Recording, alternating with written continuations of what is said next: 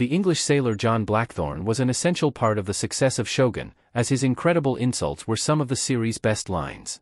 With hugely impressive scripts, a fantastic performance by Cosmo Jarvis as Blackthorne, and an interesting balance between Western culture and Japanese societal expectations, Blackthorne's impeccable turns of phrase helped give this FX miniseries its unique identity.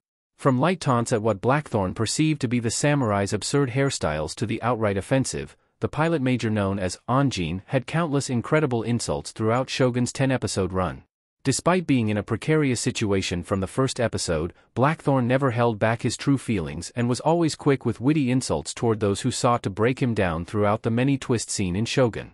As most characters in Shogun did not speak Blackthorne's language, he could run wild with absurd insults that used incredibly flowery and creative phrases. Although his translator and love interest, Mariko, rarely revealed his insults to those they were directed at, Blackthorne had many genuinely great insults in Shogun. Not long after the introduction of John Blackthorne in the first episode of Shogun, audiences learned this was a man who knew how to come up with a good insult. After arriving in Japan and being taken prisoner by local samurai, Blackthorne soon found himself at the mercy of a local Jesuit translator, whose Catholic Church was the religious rival of Blackthorne's Protestantism. Blackthorne quickly revealed his disdain for the priest and did not hold back in letting him know how little respect he held for him, even in his dire situation. As the priest mistranslated Blackthorne's words for Kashiji Yabushige, he told him he was a servant of God.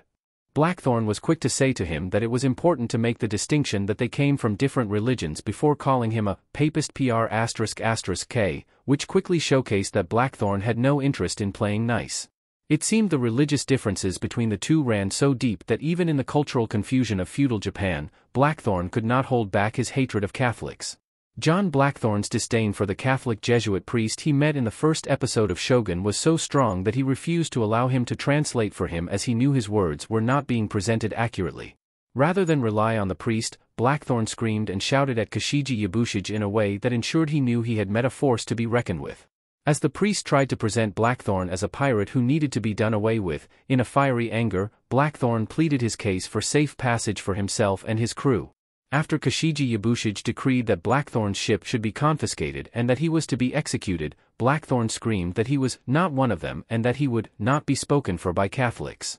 Blackthorne raged that this was unacceptable in Europe, and certainly not in this daft land.